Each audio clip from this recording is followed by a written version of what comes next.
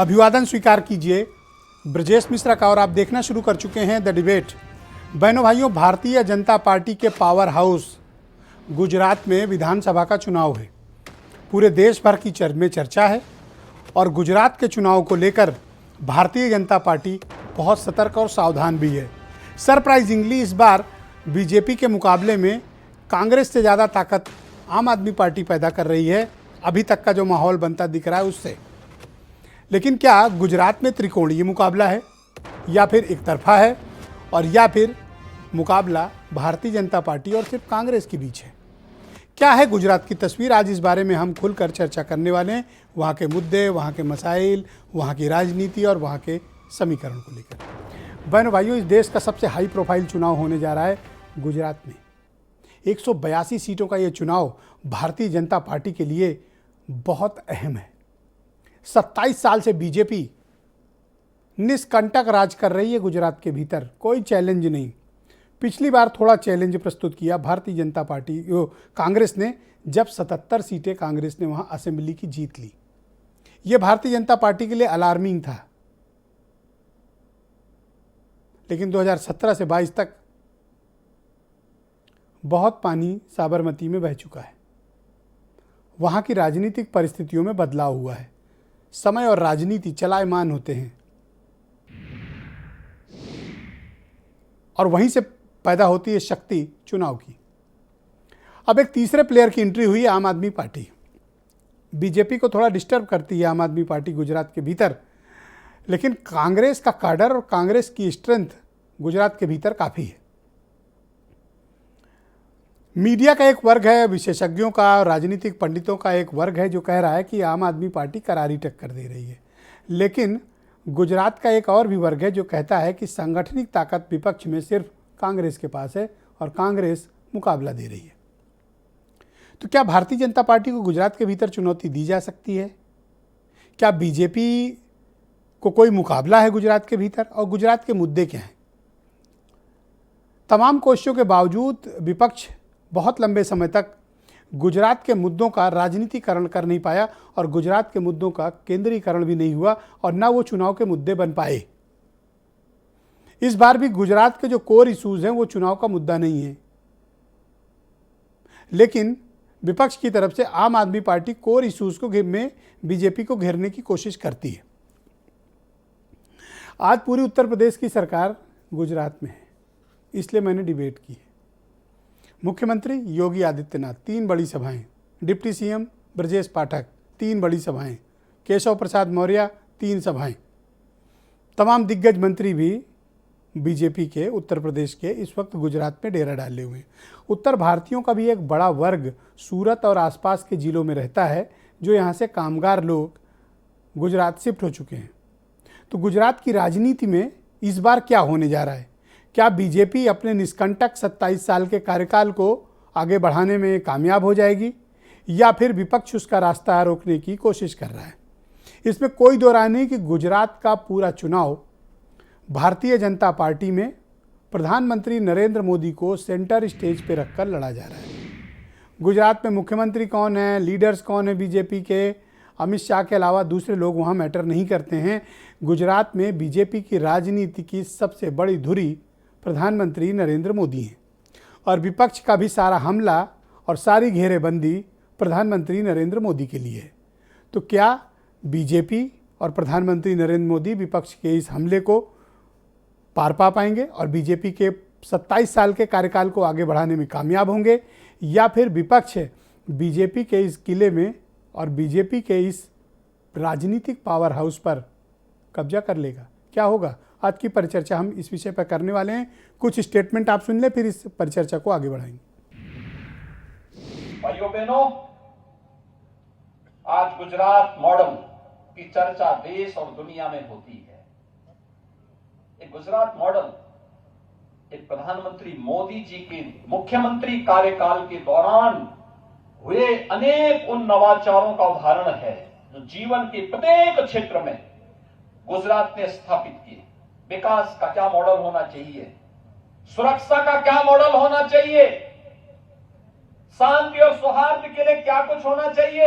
देखिए, गुजरात में तो भारतीय जनता पार्टी की कमल के फूल की और विश्व के सबसे शक्तिशाली और गुजरात के लाडले जिसको कहिए माननीय नरेंद्र मोदी जी की आंधी चल रही है, तूफान चल रही है, सुनामी की स्थिति है, कहूँ तो कोई गलत नहीं होगा।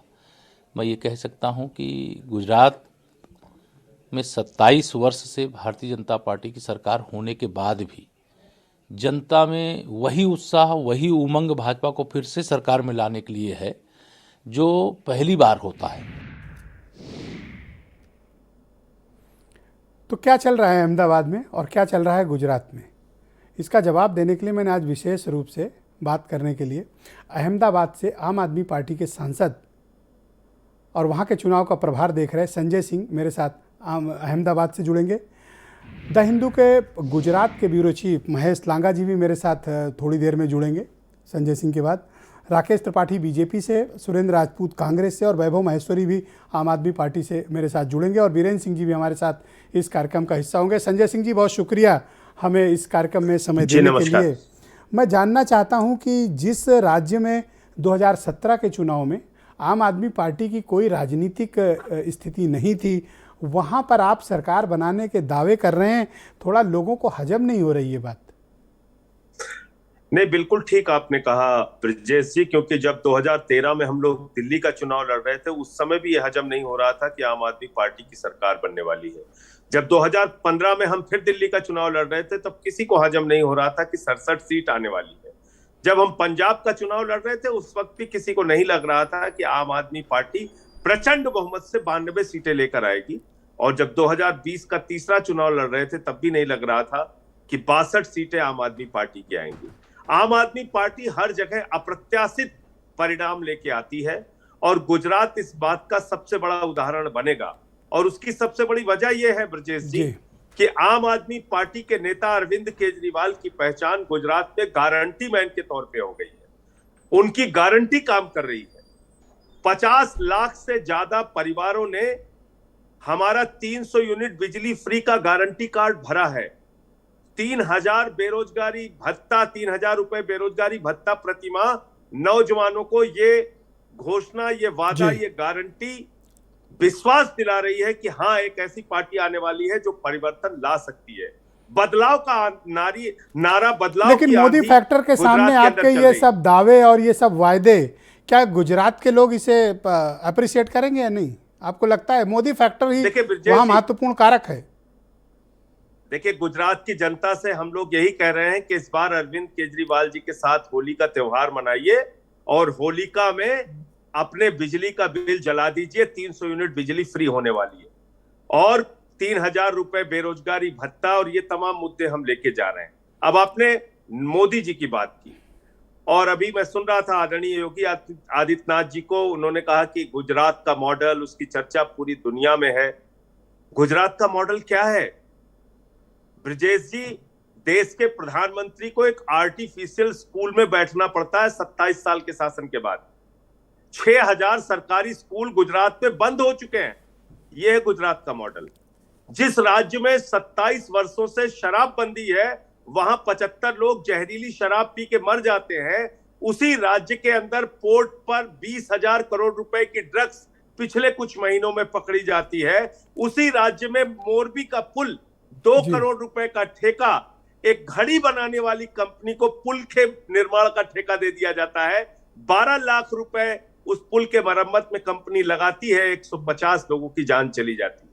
पर आप नई नवेली पार्टी हैं, आपको गुजरात के लोग वोट क्यों दें और क्यों चुनें? और बावजूद इसके आश्चर्यजनक बात यह है कि अभी तक उस घड़ी बनाने वाली कंपनी के मालिक का नाम FIR में दर्ज नहीं हुआ, जिसमें 150 लोगों की मौत हो गई जिस जर्जर पुल के कारण।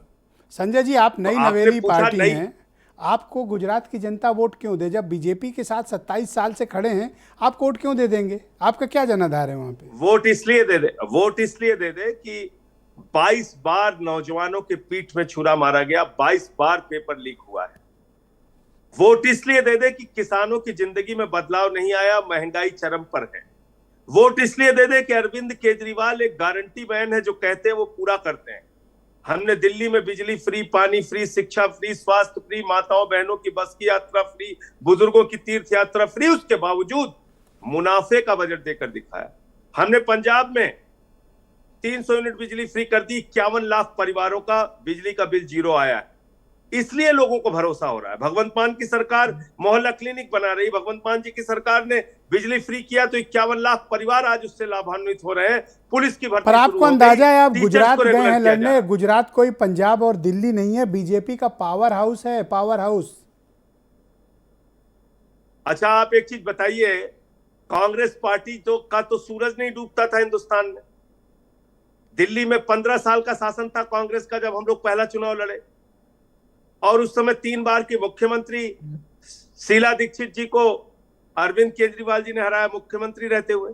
तो ये भारत का लोकतंत्र है, बहुत विशाल लोकतंत्र है, और यहाँ समय समय पे जनता बदलाव और पर अभी जो मीडिया रिपोर्ट्स आ रही हैं, कहीं से एंटी अब इनकम्बेंसी फैक्टर दिख नहीं रहा है वहां पे। अब ये तो पता 8 दिसंबर को चलेगा ब्रजेश जी। मैं तो यही कह सकता हूं कि लोग इस बार बदलाव की बात कर रहे हैं, परिवर्तन की बात कर रहे हैं। क्या आम आदमी पार्टी इतनी ताकत पैदा कर पाई है कि आप बीजेपी को सत्ता से बाहर कर सकते हैं? आम आदमी पार्टी की बात करते हैं। क्या आम आदमी पार्टी इतनी ताकत पैदा कर पाई है कि वो बीजेपी जैसी माइटी पावर का सामना कर ले, वो भी गुजरात के भीतर? देखिए, दिल्ली और पंजाब की जीत के बाद एक भरोसा गुजरात के लोगों में पैदा हुआ है, और इसी के कारण पिछले 1.5-2 वर्षों में लगातार वहां पे हमारा संगठन भी मजबूत हुआ है। गांव-गांव में हमारे कार्यकर्ता गए हैं, वॉलंटियर्स ने फॉर्म भरवाए हैं लोगों के, ये गारंटी कार्ड भरवाए हैं। हमने अपना बहुत एक्सटेंसिव कैंपेन, बहुत नीचे स्तर से कैंपेन को शुरू करके, और खुद अरविंद केजरीवाल जी कम से कम 23 बार गुजरात का दौरा कर चुके हैं, तमाम रैलियां की हैं उन्होंने, सभाएं की हैं, भगवंत मान जी की सभाएं हुई हैं, मैं आपको एक फैक्ट बताना चाहता हूं। सभाएं। पिछली बार 2017 में चुनाव हुआ था, कांग्रेस को मिली थी 77 सीटें, लार्जेस्ट अपोजिशन, और आम आदमी पार्टी को मिली थी 0 सीटें। आप गुजरात में कांग्रेस से पहले मुकाबला कर लीजिए, तब बीजेपी को चुनौती देंगे ना? ब्रजेश जी, कांग्रेस चुनाव लड़ रही है क्या गुजरात में? बिल्कुल लड़ रही है। आपको लगता है? बिल्कुल लड़ रही है। आपको लगता है कि कांग्रेस चुनाव लड़ रही है? आप एक उनके प्रमुख नेता का नाम बताइए। सोनिया गांधी जी का, प्रियंका गांधी जी का, राहुल गांधी जी का कितने दौरे किए उन्होंने गुजरात में, कितनी रैलियां की उन्होंने गुजरात के अंदर, क्या कैंपेन उनका चल रहा है? कांग्रेस पार्टी पूरी तरीके से कोलैप्स कर रही है गुजरात के अंदर। कांग्रेस पार्टी वहां चुनाव नहीं लड़ रही है, कांग्रेस कहीं वहां नहीं दिख रही। वहां आम आदमी पार्टी की चर्चा है, वहां बदलाव की चर्चा है, वहां परिवर्तन की चर्चा है, और परिवर्तन का मतलब है अरविंद केजरीवाल, आम आदमी पार्टी, वहां झाड़ू चलेगी। और सत्ता का जो अहंकार है, सत्ता का जो भूत है, वो झाड़ू से वहां की जनता उतारने के लिए तैयार है। वहां नौजवान दुखी जो 22 बार के पेपर लीक से पीड़ित है, वहां लोग न्याय मांग रहे हैं। मोरबी कांड में इतनी बड़ी घटना हो गई, किसी की कोई जवाबदेही नहीं।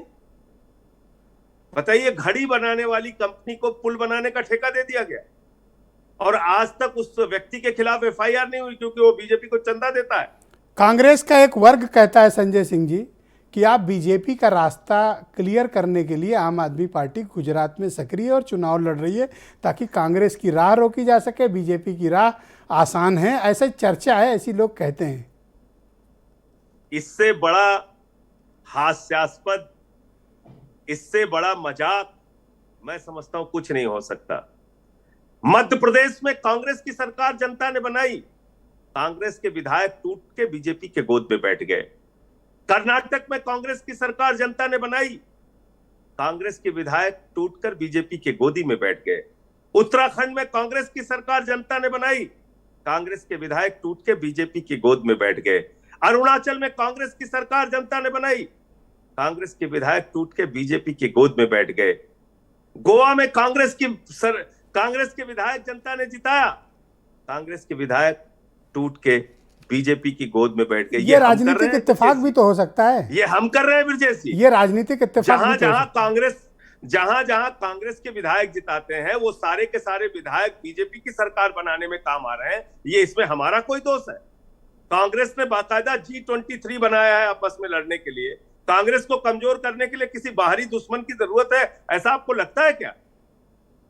तो क्या आपके कांग्रेस आपस में लड़ने के लिए उनके यहाँ एक से एक पहलवान है, और नहीं तो टूट के भाग जाएंगे। एक पुरानी फिल्म आई थी, दूल्हा बिकता है। कांग्रेस के ने अपने कार्यालय के सामने बोर्ड लगा रखा है, यहाँ सस्ते रेट पे विधायक बिकते हैं।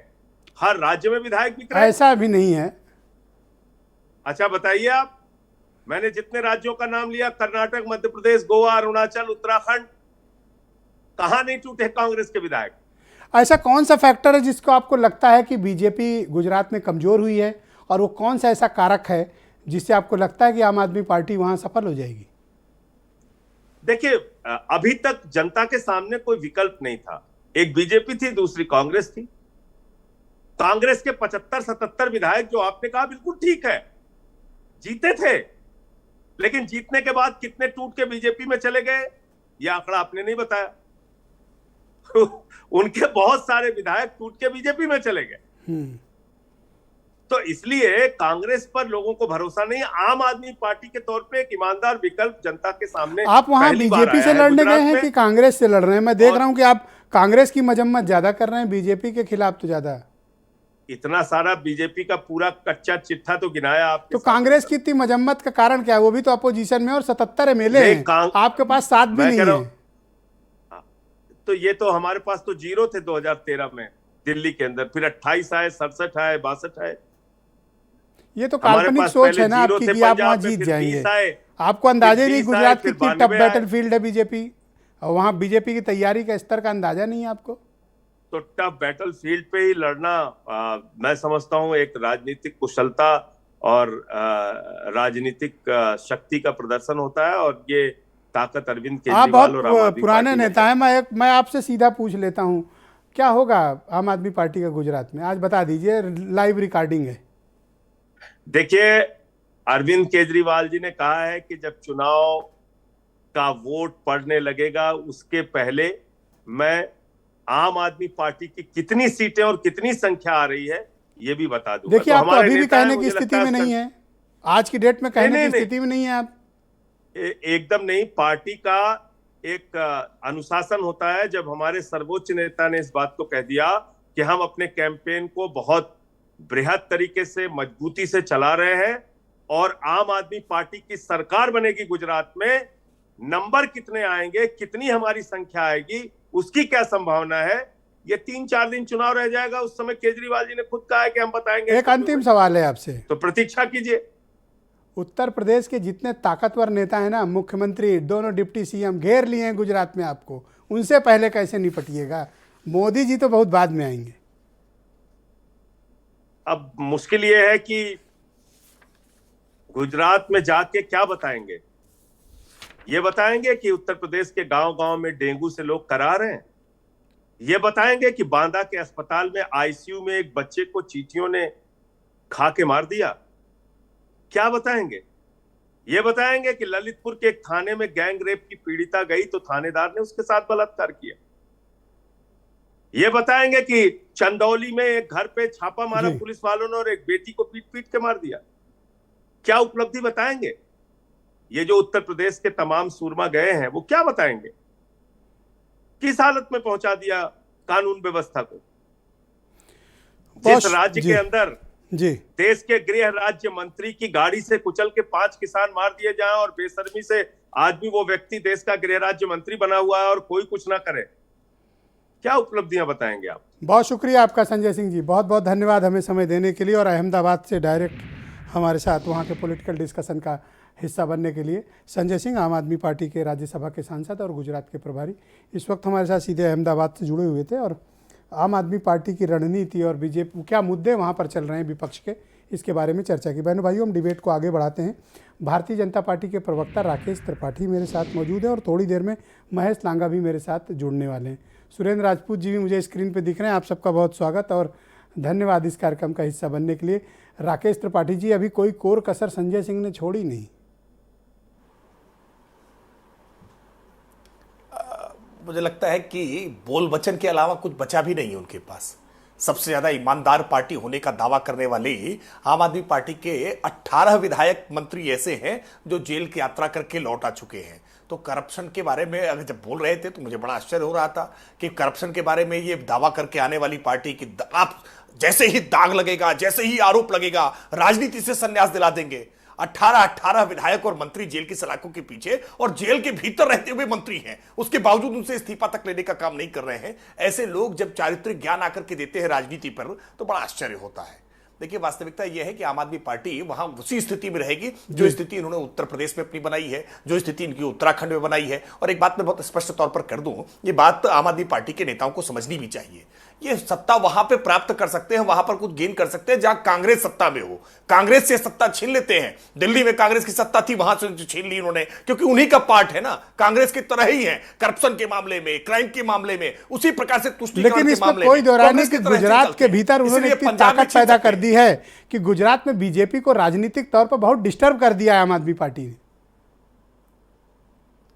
नहीं, बिल्कुल नहीं, कहीं उनका कोई पता नहीं है, कोई पूछने वाला नहीं है, उनके चुनाव चिन्ह को कोई पहचानने वाला नहीं है। और अभी वो कह रहे थे कि कांग्रेस पार्टी के विधायक बिक जाते हैं। अरे, इनकी पार्टी ने एक प्रत्याशी ने नामांकन किया था, नाम जीतना तो छोड़िए, जीत तो सकते ही नहीं है, नामांकन ही वापस ले लिया, आरोप लगाते हुए कि ये देशद्रोही पार्टी नहीं, है। लेकिन उसके जो देशद्रोही वीडियो पार्टी वायरल बताकर हुए तो क्या उसमें उन्होंने कोई और आरोप ले कहानी लिया। दिख रही थी। वापस ले लिया उसके उनके प्रत्याशी को लोग घसीटे ले जा रहे थे जबरन। नहीं नहीं ना, उन्होंने उनके परिजन ही थे, उन्होंने परिजनों ने उनसे कहा कि कहाँ जो है ये आम आदमी पार्टी अच्छा, में, पुलिस और फिर घसीटते ज्ञान हुए प्राप्त परिजन हो गया बन जाती कि है आम आदमी गुजरात पार्टी में, गजब है। पार्टी वापस हो गए। नहीं नहीं ना, ये तो देखिए, उन्होंने खुद बयान जारी करके कहा है, स्वयं बयान जारी करके कहा है कंचन जरीवाला ने कि आम आदमी पार्टी देशद्रोही पार्टी है, देशद्रोहिता की बात। तो मुझे आप बताइए कि भारतीय जनता पार्टी गुजरात में विपक्ष में अपने सामने किसको पाती है? नंबर 1 कांग्रेस या फिर आम आदमी पार्टी? देखिए, मैं मानता हूं भारतीय जनता पार्टी जिस तरह से प्रदर्शन करने जा रही है, 150 प्लस सीटों का टारगेट हम लेकर के चल रहे हैं और हमें पूरा भरोसा है कि हम अपने टारगेट से ज्यादा सीटें लेकर के आएंगे। तो ऐसे में अब भाजपा के सामने विपक्ष कौन है, ये विषय खत्म हो गया है। अब कांग्रेस और आम आदमी पार्टी आपस में तय करें कि दोनों में किसके बीच में मुकाबला है। सच्चाई यह है कि कांग्रेस पार्टी इस बार पूरे गुजरात के चुनाव में विलुप्त जैसी दिखाई पड़ रही है। कांग्रेस पार्टी का ना कोई प्रचारक वहां दिखाई पड़ रहा है, ना कांग्रेस पार्टी के लोग वहां दिखाई पड़ रहे हैं एग्रेसिव प्रचार के मोड में। भारतीय जनता पार्टी आज पूरी ताकत के साथ वहां चुनाव लड़ रही है। भारतीय जनता पार्टी के स्टार प्रचारक के तौर पर धन्यवाद राकेश जी, हमारे साथ बने रहिएगा। और हमारे दोनों डिप्टी सीएम आज वहां पर पहुंचे हैं। आपके मित्र सुरेंद्र राजपूत मेरे साथ मौजूद है। सुरेंद्र जी, बहुत शुक्रिया और धन्यवाद, आपने पेशेंसली इतना वेट किया। ये गुजरात में कांग्रेस के बारे में इस तरह का परसेप्शन क्यों सब लोग बना रहे हैं, चाहे आम आदमी पार्टी हो या भारतीय जनता पार्टी, कि वहाँ आप ठीक से चुनाव नहीं लड़ रहे हैं? ये तो 8 तारीख को पता चल जाएगा ब्रजेश भाई, आपको भी और उन सब लोगों को भी जो आज की डेट में आप पार्टी यानी ऑल एक्टर पार्टी को इतना समय नाम ही दे बदल रहे दिया हैं, आपने। जिनके राष्ट्रीय मुखिया को, हाँ, ऑल एक्टर पार्टी हो गया है, जिसके राष्ट्रीय मुखिया को दादा साहब फाल्के पुरस्कार मिलना चाहिए। हम संजय सिंह को समय आने पर दिलाएंगे भी राष्ट्रीय पुरस्कार। संजय सिंह जी फिर भी नेता हैं। नहीं, संजय सिंह जी फिर भी नेता हैं। संजय सिंह को तो अरविंद केजरीवाल को रिप्लेस कर लेना चाहिए। कुछ पार्टी ये थोड़ा सीरियस राजनीति करने लगेगी। अगर आज भी राष्ट्रीय अध्यक्ष संजय सिंह हो जाते हैं तो ये पार्टी कुछ सीरियस काम करने लगेगी। एक के साथ एक उनके घर में झंझट मत लगाओ, आप अपना बताओ कि ये गुजरात में कर क्या रहे हो आप। और सुनिए, आप बीच में आज आपकी डेट बहुत स्पष्ट है कि प्रवक्ता वाली बात मत कीजिए ब्रजेश भाई। अब आपने सुनवाया है हमें, तो सुनिए भी। अच्छा, बोलिए। हाँ, ये चल नहीं पाएगा। ये आप जो काम कर रहे हैं चल नहीं पाएगा। हम विज्ञापन नहीं दे पा रहे हैं, कोई बात नहीं, आगे देंगे सर। अरे तो जहां गवर्नमेंट वहां का विज्ञापन दे दीजिए। ठीक है ना, आगे देंगे हम, चिंता मत करिए। लेकिन हमारी बात भी सुन लीजिए भाई। आपने कभी ऐसा देखा कि जो आदमी शिक्षा बेच रहा वही आदमी दारू बेचता है? आपने कभी ऐसा देखा, कभी उत्तर प्रदेश में ऐसा हुआ या कभी किसी कांग्रेस शासित राज्य में ऐसा हुआ कि वहां के सरकारी कर्मचारियों को तनख्वाही न मिल रही हो? पंजाब में नहीं मिल रही। ये झूठे लोग हैं, छली लोग हैं, कपटी लोग हैं। आपने कहीं ऐसा देखा कि 48 घंटे पहले एक भाजपा का प्रत्याशी आप में गया हो, उसको टिकट आप पार्टी वाले ने अपना काट के दे दिया और फिर वो वापस चला गया हो? आपने कभी कंचन जरीवाला टाइप वाला काम देखा? ये एक्टर लोग हैं, इनकी आप बात करके अपना भी समय और अपने चैनल की इतना बड़ा चैनल है, इतनी बड़ी टीआरपी होती है ब्रजेश मिश्रा को देश विदेश में, यहां से मतलब आप आम आदमी पार्टी का एग्जिस्टेंस ही नहीं मानते हो गुजरात में? मैं आपसे कह रहा हूं, ये बोरिया बिस्तर लेके भाग गए। आपने आज तक कभी ऐसा देखा ब्रजेश जी कि जो विधायक पद के प्रत्याशी हैं, जो विधायक पद के प्रत्याशी, वो प्रत्याशी को बाड़ाबंदी कर लिया, नजरबंद कर लिया हो कि भैया चुनाव प्रचार मत करना, नहीं तुम भाग जाओगे। अरे वो चुनाव प्रचार नहीं करेंगे, जीतेंगे कैसे? सारे विधायक प्रत्याशियों को इन्होंने बाड़ाबंदी कर ली है, एक जगह बैठा लिया है। ये मैं नहीं कह रहा हूं, आपकी रिपोर्टें कह रही हैं। ऐसी पार्टी को आप गुजरात देना चाहते हैं? क्या बात करते हैं? पर मैं देख रहा हूं कि जब से आपने जवाब देना शुरू किया है, आप सिर्फ आम आदमी पार्टी पर हमलावर हैं, बीजेपी और राकेश त्रिपाठी पर आप थोड़ा खामोश हैं। नहीं, मैं तो अभी ब्रजेश मिश्रा जी और आम आदमी पार्टी पर हमलावर था। मैं ब्रजेश मिश्रा पर भी था। अच्छा, कितना समय दे दिए उनको। अब आप आज, हाँ, आपको भी दे रहा हूं, आप भी बोलो ना, ओपन डिबेट है। सर दूसरी बात आप आ जाइए। दूसरी बात, भारतीय जनता पार्टी 27 साल का कुशासन है। सरकारी कर्मचारी नहीं है वहां, संविदा पर कर्मचारी हैं। अहमदाबाद की जनसंख्या कम है और संविदा कर्मचारियों के धरने ज्यादा हैं। पहली बार कमलम में जो भारतीय जनता पार्टी का ऑफिस है, 10,000 की भीड़ कांग्रेस जिंदाबाद के नारे लगा रही है और भाजपा मुर्दाबाद के नारे लगा रही है। पहली बार ऐसा हो रहा है कि क्या नाम, हिमाचल के बागियों को पार्टी तुरंत निकाल दे रही है 6 साल के लिए, और यहां के 22 बागियों को पार्टी निकाल नहीं रही है। पहली बार ऐसा हो रहा है कि भारतीय जनता पार्टी के विधायक की लिस्टों में 22 आदमी कांग्रेस के विधायक हैं। 22 लोगों को ये कांग्रेस वालों को टिकट दे रहे हैं, चूंकि इन्हें अपने चेहरों पर भरोसा नहीं है। पहली बार ऐसा हो रहा है कि 136 लोगों का हत्यारा इनके यहां मुख्यमंत्री पद का दावेदार है, जिसका नाम भूपेंद्र पटेल है। आज की डेट में ललित नारायण मिश्रा जी हो, माधवराव सिंधिया जी हो, ट्रेन एक्सीडेंट हुआ, इस्तीफा दे दिया, भाजपा नहीं मांगा था। आज की डेट में 136 लोग मर गए, 136 लोगों की हत्या हुई मोरबी में। वो आदमी चुनाव भी लड़ रहा है और मुख्यमंत्री पद का भी दावेदार है। कैसी भारतीय जनता पार्टी पर है? आपने अभी संजय सिंह की बात सुनी कि आप 27 साल से लगातार हार रहे हैं, अब उनको मौका दीजिए, वो लड़ेंगे, बीजेपी से मुकाबला करेंगे। और आपके तो नेता प्रचार करने भी नहीं जा रहे हैं, वो तो नाम लेके भी गिना दिए ना। देखिए, ऐसा है ना, संजय सिंह जी को जो कहना है वो संजय सिंह कहे, हम नहीं कहते। लेकिन अगर उन्हें अशोक गहलोत में नेतृत्व नहीं नजर आता है तो अपनी आंख का इलाज करें, दृष्टि का इलाज हो सकता है, दृष्टिकोण का नहीं। आज अशोक गहलोत जी के नेतृत्व में, मल्लिकार्जुन खड़गे साहब के नेतृत्व में, श्री राहुल गांधी जी के नेतृत्व में, क्या आपको नहीं लग रहा कि जो भारत जोड़ो यात्रा चल रही है कन्याकुमारी से कश्मीर तक, हर दिन हर गुजराती के दिल को छू रही है, हर दिन हर गुजराती के दिल को। और अभी आने वाले समय में राहुल गांधी जी भी रैली कर रहे हैं, प्रियंका गांधी जी भी कर रहे हैं, सोनिया जी भी कर रहे हैं, मल्लिकार्जुन खड़गे साहब भी कर रहे हैं, भूपेश बघेल जी भी कर रहे हैं। लगातार अशोक गहलोत वहां चुनाव में मौजूद टाइम बचा? आज पायलट भी कर रहे हैं। 10 रोज आपके पास बचे हैं, पहली तारीख को तो वहां वोटिंग ही है, 10 रोज भी कायदे के नहीं बचे हैं आपके पास। हमारा चुनाव प्रचार की हम अपनी रणनीति है। हम गांव-गांव जा रहे हैं, पांव-पांव जा रहे हैं, नगर-नगर जा रहे हैं, डगर-डगर जा रहे हैं। हमारे जन्मित कौन जा रहा है भैया? वही तो नाम पूछ रहे हैं ना, आप गुस्सा क्यों जा रहे हो? नाम बताओ कि ये जा रहे हैं।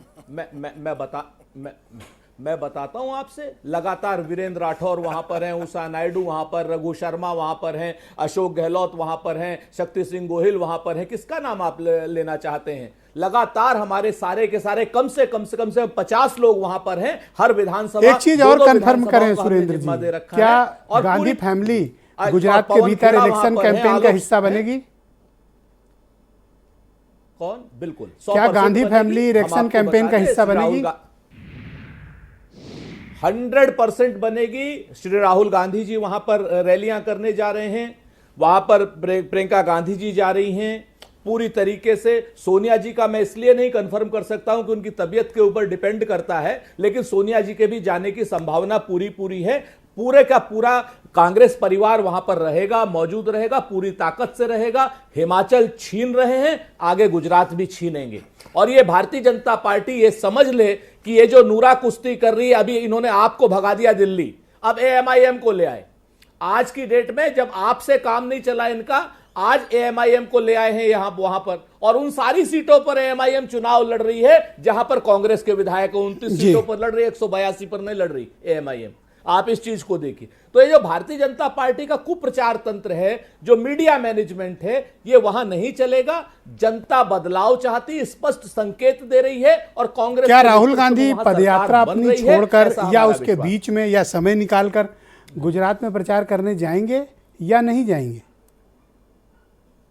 एक से ज्यादा बार जाएंगे। मैं पूरी जिम्मेवारी से एक से कहता ज्यादा हूं बार। कि श्री राहुल गांधी जी पदयात्रा को अपनी जैसे उन्होंने अभी जब दिल्ली गए थे मल्लिकार्जुन खड़गे साहब के स्वेरिंग इन में, उन्होंने यात्रा स्थगित रखी एक दिन और वो वहां पर गए। राकेश उसी त्रिपाठी, तरीके आपको से श्री क्यों राहुल इतनी हंसी गांधी आ रही जी है सुरेंद्र जी गुजरात के में बयान भी पे? प्रसार करने जाएंगे। भाई अगर उनका नेता एक बार जाए, 2 बार जाए, 10 बार जाए, 100 बार जाए, आपसे क्या मतलब है?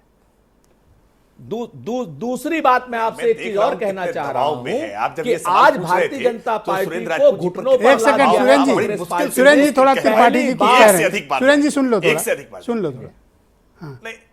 नहीं, आज जितना विचलित हो रहे सुरेश जी, इतना आक्रोश, इतना विचलन सामान्य तौर पर रहता नहीं। अब तक तो 1-2 शेर पढ़ लिए होते उन्होंने, लेकिन आज बड़ी कठिन ये बात सही की कि आज शेर नहीं पढ़ पाए। तो गुजरात कठिन, कोई तो तनाव है इनको। गुजरात कठिन है एक तो, नहीं कोई तनाव है, चुनाव है गुजरात में, इतना तनाव है गुजरात में, चुनाव है। हाँ। देखिए ये 27 साल वाला मामला है ना, वो 27 साल कहते अरे आज तो मेरे सामने भी चाकू लेके खड़े हो। यूपी में इन्होंने एक नारा दिया था, यूपी में एक नारा दिया था इन्होंने, 27 साल यूपी बेहाल, एक नारा दिया था, बाद में वो पेंट लगा करके पुतवाया था, वो प्रशांत किशोर की रणनीति पे लेके आए थे। तो अब 27 साल गुजरात में भी हुए हैं। वास्तविकता यह है कि 27 साल में कांग्रेस बेहद बदहाल हो गई है, इसलिए कांग्रेस पार्टी के लिए आज सवाल कठिन है। गुजरात दुखती रग है, जैसे ही आप छुएंगे वैसे ही परेशानी बढ़ेगी। और मैं कह रहा हूं इस बार गुजरात में ऐतिहासिक पराजय, ऐतिहासिक पराजय। सुरेंद्र जी कुछ कहना चाहते हैं, 1 मिनट उनकी बात भी सुन ली जाए। सीटें आने वाली। हाँ, इनकी बात सुन ली। हाँ भाई सुरेंद्र जी 20 सेकंड। देखिए जो, हाँ बिल्कुल, जो मायावी लोग हैं उन्हें इसी तरीके से, रावण की तरीके से अहंकारपूर्ण बातें करनी चाहिए। हम लोग अहंकारपूर्ण बातों पर भरोसा नहीं रखते, हम जनतंत्र पर भरोसा रखते हैं। 5 साल में हम चुनाव में जाते हैं। जब कांग्रेस लगातार 70 सालों में जीतती है तब ये दूसरे नैरेटिव रखते हैं, और जब कांग्रेस 27 साल लगातार गुजरात में हारती है तब ये दूसरा नैरेटिव लगते हैं। लेकिन हम तो धन्यवाद पूरे निर्लिप्त भाव से आगे बढ़ाते हैं। मेरे साथ वीरेंद्र जी हर 5 साल में जाते हैं। में और एक चीज जान लीजिए, हम लोकतांत्रिक लोग हैं, हम लोग डिक्टेटोरियल एटीट्यूड नहीं रखते, और हम अपने प्रधानमंत्री को, जैसे नरेंद्र मोदी उतर रहे हैं ना डोर टू डोर कैंपेन, इस बार पता चलेगा। बहुत शुक्रिया आपका वीरेंद्र जी कि कौन जीत रहा है और कौन हार रहा है। Thank you Virendra ji. क्या चल रहा है गुजरात के भीतर? आज तो पूरी उत्तर प्रदेश सरकार वहां डेरा डाले हुए है। बिल्कुल, देखिए सरकार लगी और कई दिनों तक उत्तर प्रदेश के मंत्री, विधायक और मुख्यमंत्री गुजरात में रहेंगे। बहुत सारे लोग उत्तर प्रदेश के गुजरात में रहते हैं, वहाँ रोजगार, औद्योगिक क्षेत्र होने के नाते वहाँ पर लोग जाते रहे बहुत सालों से। गुजरात को लोग ये मानते हैं कि बीजेपी की वो जीवन धारा है, उसके बिना बीजेपी देश में खड़ी रहेगी, ये कल्पना से परे है। और प्रधानमंत्री नरेंद्र मोदी गुजरात में इतने लंबे समय तक रहे, आज वो 20 साल से लगातार पीएम सीएम हैं, तो गुजरात की वजह से ही है। तो वो उनकी ऊर्जा का एक बड़ा स्रोत है बीजेपी की। संघ से लेकर सारे उनके नेता, पूरे देश के लोग लगे हैं वहाँ पर चुनाव में। देखिए ये बड़ी बात है कि चुनाव लगातार कोई एक पार्टी जीतती है। या तो बंगाल में हम लोगों ने देखा था कम्युनिस्ट पार्टी लगातार चुनाव जीतती रही, ज्योति बसु रहे जब, और उसके बाद या तो गुजरात में बीजेपी की लगातार सरकार है। यूपी में नारा आया कि 27 साल यूपी बेहाल, अब वहाँ पर भी 27-28 साल हो रहा है।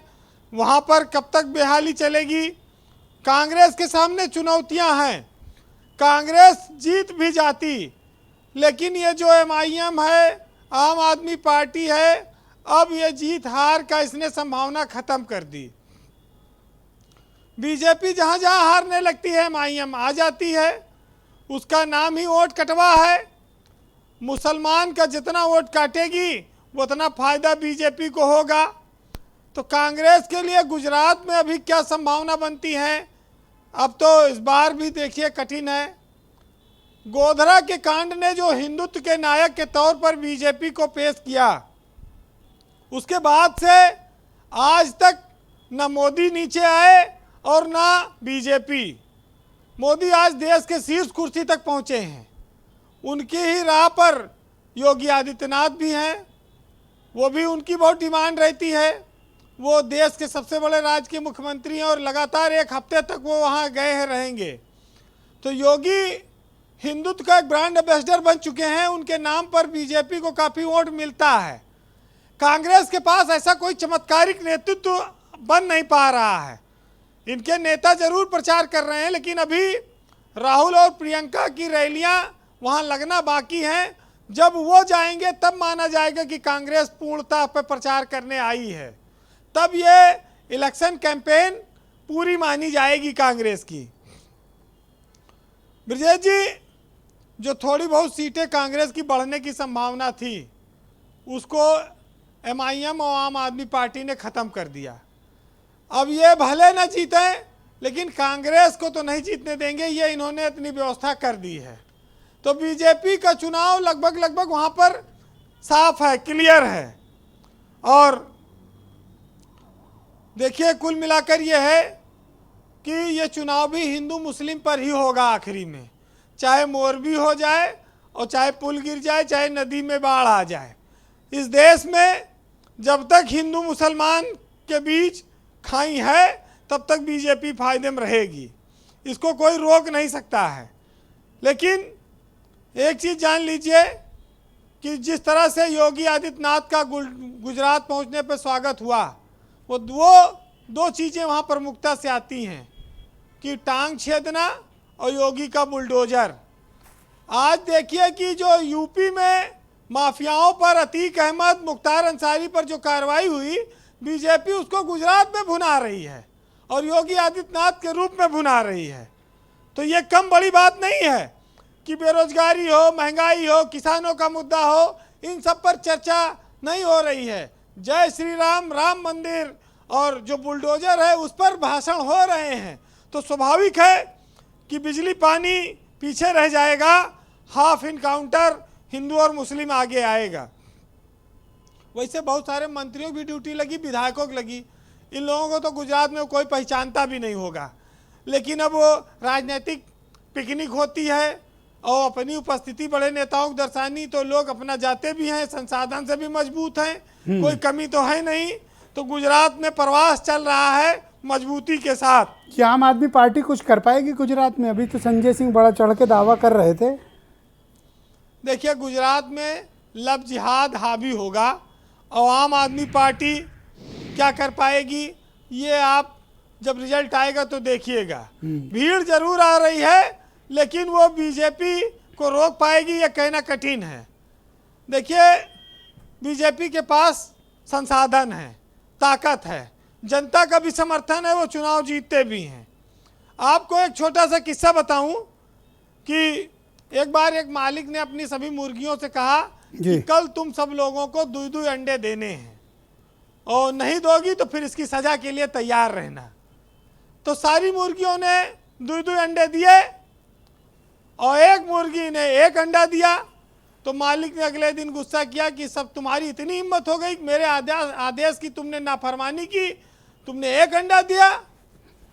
तो उसने कहा कि मालिक, मैंने तो 1 अंडा दे दिया, बहुत बड़ी बात है, मैं तो मुर्गा हूँ, बाकी 2 दिए, हम तो डर के मारे 1 दे दिए जबरदस्ती आपके, नहीं मुर्गा कहाँ अंडा देता है।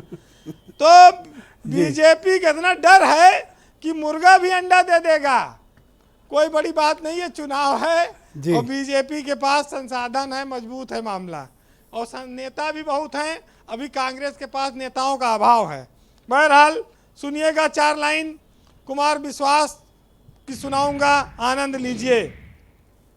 कि सूरज पर प्रतिबंध आने को और भरोसा रातों पर, नयन हमारे सीख रहे हैं हंसना झूठी बातों पर, और तुम्ही पे मरता है ये दिल, अदावत क्यों नहीं करता, कई जन्मों से बंदी है, बगावत क्यों नहीं करता। बहुत शुक्रिया आपका वीरेंद्र जी, बहुत बहुत धन्यवाद हमारे साथ जुड़ने के लिए।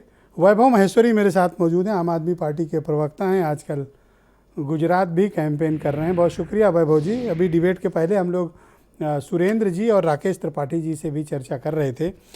भारतीय जनता पार्टी की जो ताकत है गुजरात के भीतर, आप अभी नई नवेली पार्टी है, मैं अभी संजय सिंह से वही बात कर रहा था, आपके पास ना कोई जनाधार है, आपके पास ना किसी जाति का वोट है, ना किसी वर्ग का खुला समर्थन है, ना बीजेपी जैसे रिसोर्स हैं, आप वहाँ कहाँ इनका मुकाबला कर पाएंगे?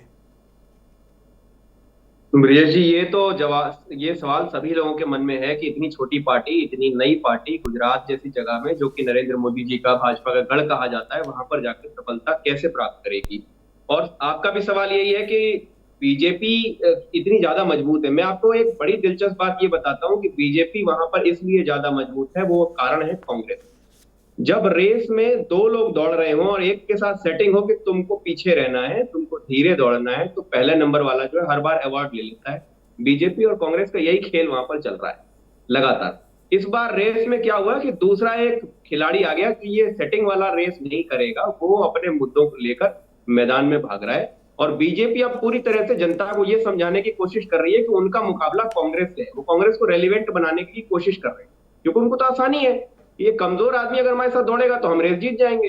कांग्रेस भी खुश हो जाएगी कि पक्ष और विपक्ष तो का आप खेल कौन जो सा है वो बहुत इस तरह ताकतवर चलता है रहेगा। बीजेपी के सामने? आपकी 0 सीट है वहां पे। ब्रिजेश जी, अभी तो हमारी 0 सीट होनी ही है, लेकिन आप जरा अपने रिपोर्टर को या अपने लोगों को वहां पर एक बार गुजरात की गलियों में भेज कर देखिए, और तब आपको आम आदमी पार्टी कितनी मजबूत है इसका एहसास नहीं होगा। लेकिन बीजेपी से लोग कितने ज्यादा गुस्सा हैं और कांग्रेस से कितने ज्यादा निराश हैं इसका एहसास हो जाएगा। और ऐसे में आम आदमी पार्टी के पंजाब के अंदर चल रही सरकार, दिल्ली की सरकार, उनके लिए एक उम्मीद है। और हर आदमी आम आदमी पार्टी के बारे में जब बात करता है तो ब्रिजेश जी खाली ये नहीं कहता कि हम झाड़ू को वोट देंगे, आप उससे ये भी पूछिए कि क्यों वोट दोगे। तो शायद भाजपा कांग्रेस के लिए उसके पास इस क्यों का जवाब नहीं है, लेकिन आम आदमी पार्टी को वोट देने के लिए कम से कम 10 कारण बताता है। पर सुरेंद्र राजपूत तो ऐसा मेरी क्यों कह रहे हैं बीजेपी कि हो आप जाएगी। लोग की कोई राजनीतिक हैसियत नहीं है, आप बीजेपी के लिए काम कर रहे हैं, आप वोट काटने के लिए आए हैं, ऐसा क्यों आरोप लगा रहे हैं?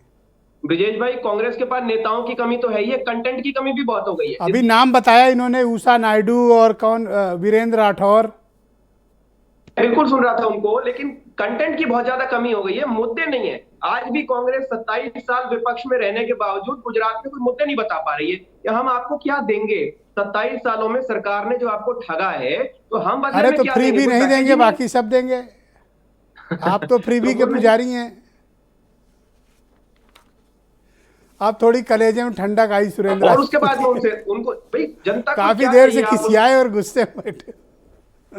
बोलिए बोलिए खिसियाने वैभव की जी। कोई बात नहीं है। मैं तो कहता हूं कि आप पहले तो ये कन्विंस करिए कि आपके बड़े नेता वहां जाके प्रचार करें।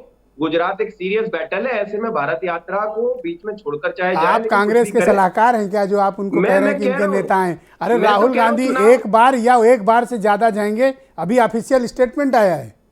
उषा नायडू ऑलरेडी हैं, वीरेंद्र राठौर ऑलरेडी वहां हैं। ब्रिजेश जी, हम भी इंतजार कर रहे हैं कि राहुल जी आए, इससे हमें मदद मिलेगी। इसका तो हम इंतजार कर रहे हैं। कैसे? राहुल जी वहां आएंगे तो हमें बहुत मदद मिलेगी। राहुल जी के पहुंचने पर ये हमें हमें हर बार ऐसा होता है, दिल्ली चुनाव हुआ, कहीं भी जाएंगे, उत्तराखंड जाते हैं तो दूसरी पार्टियों को मदद मिलती है इससे। ये एक टेस्टेड फैक्ट है, टेस्टेड फॉर्मूला है। तो इसका हम वेट कर रहे आप हैं कि वो अपनी जल्दी से आए, राजनीतिक कैंपेन करें। पोजीशन को या हैसियत को जरूरत से ज्यादा आकलन कर रहे हैं। आपको पता है कांग्रेस के पास 77 MLA हैं, आप मैं जीरो यही पे खड़े जानना हो और चाहता हूं। बातें ऐसी कर रहे हो कि इनको हटा के और बीजेपी को गिरा के आप गुजरात कब्जा कर लोगे। ब्रिजेश भाई, यही बात बहुत शर्मनाक है कि 77 MLA होने के बावजूद कांग्रेस ने वहां विपक्ष का रोल अदा नहीं किया, और 0 MLA होने के बावजूद वो उम्मीद पब्लिक जो है वो आम आदमी पार्टी से लगा रही है। ये बहुत बड़े शर्म की बात है एक विपक्ष के लिए। हमारे पास अगर वहां 2 विधायक भी होते ना, तो मोरबी के ऊपर हम एक दिन वहां पर इस सरकार को चैन नहीं लेने देते, घोटाले की जांच करवा के छोड़ते और दोषियों को अंदर करवा के छोड़ते। आप लेकिन बहुत ये बर्दाश्त क्या कर लिया सुरेंद्र राजपूत ने, अब आपको जवाब देंगे। सुरेंद्र जी गो अहेड। देखिए, इन लोगों को ज़्यादा जवाब मैं पहले हिस्से में दे चुका हूं। अब वैभव की बात पर हम क्या जवाब दें। सच बात यह है कि जिस आदमी के पास न कोई क्या नाम जिम्मेवारी है न कुछ है, जिस पार्टी को जो ऑल एक्टर्स पार्टी है, जो बम्बई की फिल्म इंडस्ट्री में जाए तो बेहतर है, क्योंकि बड़ी बड़ी बातें करना है इन लोगों को। आज की डेट में जिन लोगों को ये नहीं पता कि हमारे घोषणा पत्र में क्या लिखा हुआ है, जिन लोगों को ये नहीं पता कि पिछले 30 साल में हम लड़ रहे हैं या नहीं लड़ रहे हैं, जिन लोगों को ये नहीं पता जो लोग आज की डेट में बिल्किस बानो पर चुप हैं, आज की डेट में जो लोग दिल्ली में एक दारू के साथ एक दारू की बोतल फ्री दे रहे हैं, जो शिक्षा भी बेचता है वही मंत्री दारू बेचता है, और जो पंजाब में तनख्वाह नहीं दे पा रहे हैं। सोलन में मोदी क्या नाम ये केजरीवाल जी रैली कर रहे थे, पंजाब के लोग पहुंच गए, कहते भैया पंजाब के 2 वादे पूरे कर दो, भाग खड़े हुए। आज की डेट में वही हाल पंजाब वहां से कर रहे हैं कि वहां से भाग खड़े हो रहे हैं। अब आज की डेट में वो रह ही नहीं गए, इनके तो विधायक प्रत्याशी भी भाग रहे हैं और इनके बड़े नेता भी भाग रहे हैं। और अभी 4 दिन बाद आप देखना हिमाचल की तरीके से आपको दिखाई दे जाएंगे, तो इन लोगों को क्या जवाब देना।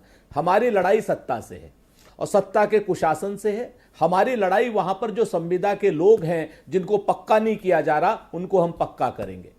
1 लाख नई नौकरियों देने की बात है हमारी, 3000 नए स्कूल खुलवाने की बात है हमारी। हम लोग वहां शराब नहीं बेचने वाले, न शराब माफिया को लाने वाले हैं जिस तरीके से आप पार्टी लाना चाहती है, या ड्रग माफिया जिस तरीके से भारतीय जनता पार्टी लाना चाहती है। हम वहां पर जमीन पर काम करेंगे किसानों की आय और किसानों के कपास के उत्पादन को ठीक करने के लिए। हम वहां पर कोई इधर उधर की बात नहीं करने वाले और न ही कोई बड़े बड़े वादे करने वाले हैं और न ही केजरीवाल जी की तरीके से दादा साहब फाल्के को पाने के लिए कोई अभिनय करने वाले हैं। रही बात हमारे नेताओं की, तो हमारे नेताओं की चिंता आप पार्टी न करे और न भाजपा करे। हमारे नेता वहां काम कर रहे हैं। और ब्रजेश जी, अगर आपको हमारे जो जनता से जुड़े हुए नेता हैं, राष्ट्रीय सचिव हैं वीरेंद्र राठौर, बड़े नेता नहीं लग रहे, तो ये आपकी अपनी वो है। हम इस मीमांसा का भी धनात्मक ऊर्जा के साथ स्वागत करते हैं। एक बार भी मैंने नहीं कहा ये जबरदस्ती मेरे ऊपर क्यों चिपका रहे हो। आपको भूपेश सुन लीजिए, आपको भूपेश बघेल बड़े नेता नहीं लग रहे, भैया मुख्यमंत्री हैं, कौन नहीं जानता उनको। आपको शक्ति सिंह गोहिल बड़े नेता अरे नहीं लग रहे, क्यों नहीं नजर आ रहे हैं। मैं बोला एक बार भी, सोच में नहीं कुछ कर सकते। क्या मतलब मैं कुछ बोला? आपको सिर्फ अरविंद केजरीवाल, अब मैं ये जबरदस्ती चिपकाने वाली बात हो गई। आज किसी और से लड़के आए हो और चाकू लेके मेरे सामने खड़े हो, बेवजह में आज चिपका रहे हैं मेरे ऊपर। Thank you. सुन लीजिए, एक अरविंद केजरीवाल नाम का एक्टर, अच्छा एक काम करता हूं ना, नजर आ रहा है राकेश त्रिपाठी जी, दृष्टिकोण का। भाई एक बात बताओ, मैंने इनसे कोई गलत बात तो पूछी नहीं, मैंने तो यही पूछा भाई कौन कौन जा रहा है। अब ये मेरे ऊपर चिपका रहे हैं उसको। आज एक भी शेर भी नहीं पढ़ पाए, तनाव इतना है, दबाव इतना है। करेंगे तो निश्चित तौर पर महत्वपूर्ण होती है। उसका जो पहला हिस्सा था वो कैसा, एक मिनट वैभव जी रुक जाइए, आप वैभव जी रुक जाइए, वैभव जी रुकिए। राकेश त्रिपाठी, जहां पे कांग्रेस पार्टी, देखिए कांग्रेस पार्टी 27 साल से बेहाल है। कांग्रेस पार्टी के लिए दुखती रग है। अब गुजरात में आज कुछ कर नहीं पा रहे हैं नेता, वहां पर इसलिए नहीं जा रहे हैं, मैं उसका कारण बता दे रहा हूं। राहुल गांधी जी क्यों नहीं जा रहे? बड़ी मुश्किल से बमुश्किल 1 दिन या 2 दिन, क्योंकि जिम्मेदारी कौन लेगा? इतनी बड़ी जो ऐतिहासिक पराजय वहां होने जा रही है, इसकी जिम्मेदारी कौन लेगा? और मैं तो कह रहा हूं मल्लिकार्जुन खड़गे क्यों नहीं जा रहे हैं? आज तो भारतीय जनता पार्टी मोरबी की जिम्मेदारी कौन लेगा? राकेश जी, मोरबी की जिम्मेदारी कौन लेगा? भारतीय जनता पार्टी। आप गुजरात के बदहाल अस्पतालों की जिम्मेदारी कौन लेगा? गुजरात की खराब शिक्षा की जिम्मेदारी कौन लेगा? गुजरात के बेरोजगारों की जिम्मेदारी कौन लेगा? सब आपको लेना पड़ेगा। 27 साल से आप वहां पर राज कर रहे हैं, जवाब आपको देना पड़ेगा। एक मुद्दे पर वैभव जी, आप वैभव जी शांत हो जाइए, मैं आपको दूंगा। लेकर के जनता के बीच जा रहे हैं। देखिए एक बात ब्रजेश जी स्पष्ट है, सत्ताधारी दल के लोग जनता के बीच में जाने से हमेशा परहेज करते, डरते हैं। लेकिन भारतीय जनता पार्टी एक ऐसी राजनीतिक दल है जो सत्ता में रहते हुए जनता के बीच में जाती है अपना रिपोर्ट कार्ड लेकर के। आज कांग्रेस पार्टी की हिम्मत नहीं हो रही कि वो जनता के बीच में जाए। क्यों बताया तो कितने बड़े बड़े नेता वहां पर प्रचार कर रहे हैं।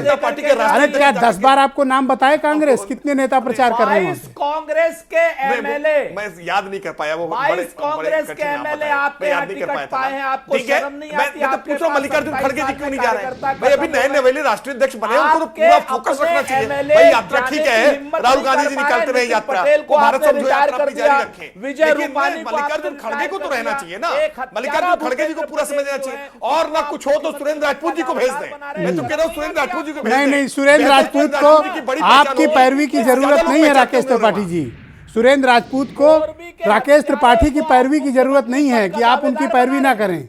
वो खुद सक्षम है अपनी पार्टी में, आप उनकी पैरवी ना करें। राकेश जी नहीं, हम तो उनको बड़े नेता के तौर पे देखते हैं। हम इसलिए कह रहे हैं अगर वो वहां जाए तो हो सकता है शायद कुछ बेहतर हो। लेकिन कांग्रेस पार्टी में कोई जा इसलिए नहीं रहा है कि इस हार का ठीकरा कौन अपने सर पे फोड़े, इसकी जिम्मेदारी कौन ले, इसलिए कोई वहां नहीं जा रहा है। और thank you Rakesh ji. Vaibhav Maheshwari go ahead, आप कुछ कहना चाहते हैं? वैभव जी गो अहेड। मॉडल के आधार पर वैभव जी गो अहेड। जी नंबर 1 तो ये बार बार एक्टर वाला ट्रैक क्यों चिपका रहे हैं? ये आज फिल्मी मूड में है भैया, इसलिए मुझे लगता है कि बार बार एक्टर वाला कर रहे हैं। मैं फिल्म फेयर अवार्ड वगैरह से लग रहा आज या तो आप देख के आए या देखने जा रहे हैं। मैं ये कह रहा था कि जो नेताओं के नाम आप बता रहे हैं उनसे ज्यादा फेमस तो आप हैं सुरेंद्र भाई। आप क्या बातें कर रहे हैं, ताकत लगानी चाहिए। दूसरी बात ये कि ब्रजेश भाई आपने अंदाजा लगाया है कि गुजरात में कमीशन किस लेवल पे चलता है।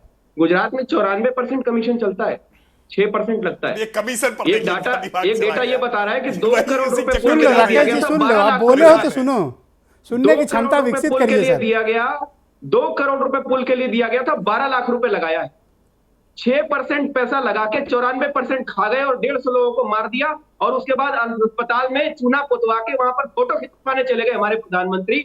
ऐसी बेशरम पार्टी के प्रति गुस्सा है लोगों में। ऐसी बेशरम पार्टी का पोल खोलने के लिए, हटाने के लिए आम आदमी पार्टी को समर्थन दे रहे हैं लोग। ये सवाल जो बार बार उठाया जा रहा है कि हमारे पास 0 सीटें, तो आप लोग अलग अलग क्यों लड़ रहे हैं? जब संपूर्ण विपक्ष है तो आपको कांग्रेस के साथ मिलकर लड़ते तो बीजेपी का मुकाबला शायद ज्यादा अच्छा करते। फायदा नहीं है। कांग्रेस और बीजेपी साथ साथ लड़ रहे हैं, इसलिए लड़ने से फायदा नहीं है। 6% कमीशन, 94% कमीशन में कांग्रेस को क्यों नहीं जाएगा?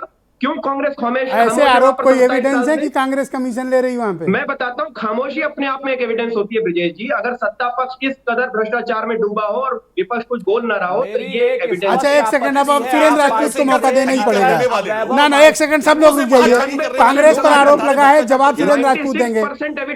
एक सेकंड रुक जाइए बाबू जी। अब आप सुरेंद्र राजपूत को बताइए भाई। सुरेंद्र जी, गो अहेड। आम आदमी पार्टी हिट एंड रन करके नहीं जा सकती, माफी मांग के नहीं जा सकती। आम आदमी पार्टी या तो प्रमाण दे, नंबर 1 कि मोरबी के हत्यारों के साथ कांग्रेस का किसी भी प्रकार का संबंध है, और या फिर अपने संबंधों का प्रमाण दे कि क्यों भारतीय जनता पार्टी का सपोर्ट करने के लिए लोग गुजरात में जा रहे हैं। और अगर 94% कमीशन पर एक नए पैसे की भी कांग्रेस के ऊपर इनकी आरोप है और उसका प्रमाण है तो दे, और नहीं तो गुजरात की जनता से भी माफी मांगे। और ये जो एक्टर वाला जो काम है और ये जो थेथरई वाला काम है या बंदर की तरीके से इस डाल से उस डाल तक आरोप लगाने वाला काम है, कम से कम आपके सभ्य चैनल पर नहीं होना चाहिए। बोलिए भाई वैभव जी। कुल मिला के ये कि जो 94% कमीशन का काम है, नहीं, आप अगर 94% में कांग्रेस का हिस्सा बता रहे हैं तो मैं तो कहता हूँ सिविल कोर्ट में मुकदमा कर दो। इनका कहना यह है कि 5 साल और चल जाए, नहीं, प्रमाण चल जाए। अरे ये सब कोर्ट में नहीं जाने वाले, हम जनता के कोर्ट में गए हैं। लेकिन अगर इन लोगों ने इस तरीके की बदतमीजी की तो इन लोगों के ऊपर वो आरोप, दारू बेचने वाले, देश बेचने वाले, पंजाब बेचने वाले, सिद्धू मूसेवाला की हत्या कराने वाले, जो सिद्धू मूसेवाला, उसके बाद आप कहेंगे मैं विपक्ष हूं मुझे वोट दो, मैं पक्ष हूं मुझे वोट दो। 120 लोगों की लाशों के गुनहगार। धन्यवाद, धन्यवाद, बहुत बहुत शुक्रिया, बहुत बहुत शुक्रिया, बहुत बहुत शुक्रिया, बहुत बहुत धन्यवाद। बहनों भाइयों, आप सबका भी मैं अपने सभी मेहमानों का बहुत शुक्रिया अदा करता हूं, जो जुड़े उनका भी, जो नहीं जुड़े पाए उनका भी बहुत शुक्रिया, और आप सबका भी बहुत धन्यवाद। गुजरात का चुनाव है बहुत महत्वपूर्ण, बहुत मज़ा आने वाला है, देखिएगा ज़रूर। धन्यवाद, नमस्कार।